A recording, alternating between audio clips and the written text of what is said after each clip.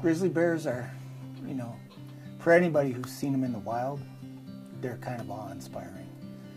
And, you know, they're a majestic creature that, you know, you kind of wonder how they're making a living on the landscape.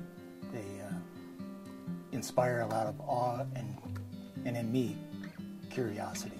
I guess when I think about grizzly bears and kind of what amazes me about them is just how tough and adaptable they are, and then just how many emotions they bring up within people. You know, some people love them, some people hate them, some people it's a combination of both.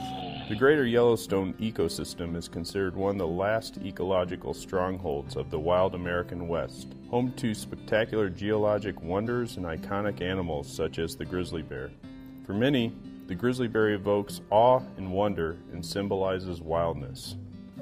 To me, grizzly bears kind of complete the landscape. Large predators are missing in a vast majority of lands in North America now. And grizzly bears in Yellowstone are still one of those few places where you still have the full complement of large carnivores, and especially with grizzly bears that are formidable predators that inspire awe among people. Having them present on the landscape is unique, and I think it represents the wildness that this continent once had, and it's one of those few places where we still have that. Grizzlies were once found throughout western North America, but by the late 1960s they were only found in about 2% of their historic range in the contiguous United States. In 1975, grizzly bears in the lower 48 states were listed as threatened under the Endangered Species Act because of continued range reduction and population declines due to human impacts. In the Greater Yellowstone Ecosystem, grizzly bear numbers had declined to perhaps fewer than 250. An interagency group of scientists known as the Interagency Grizzly Bear Study Team was created to lead efforts to better understand the status of grizzly bears in this region. The study team, now led by the U.S. Geological Survey, has conducted research on this charismatic animal for over 40 years, perhaps the largest collection of scientific information on any bear species in the world. Scientists with the states of Wyoming, Montana, and Idaho, as well as federal and tribal partners, work together to provide wildlife managers relevant scientific data on the Yellowstone grizzly bear populations.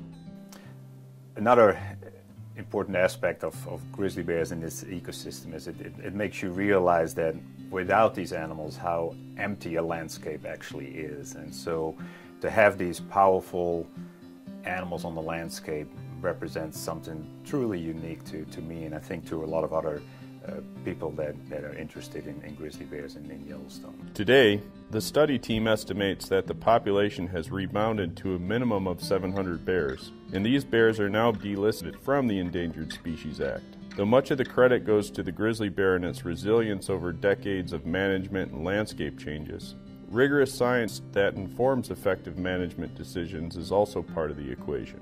Here is what the science tells us.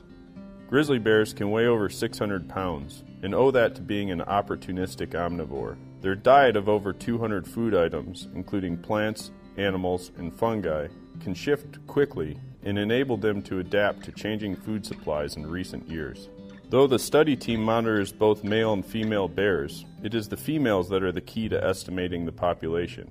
A grizzly bear can live for over 30 years but reproduces slowly, which means that long-term studies are crucial to understand them biologically. Since the mid-1980s, science has shown that Yellowstone grizzly bears have increased in number and expanded their range. Ensuring the future viability of grizzly bears in the Greater Yellowstone ecosystem will require continued public engagement, along with the reliable scientific information that assists wildlife managers in conserving the Yellowstone grizzly bear.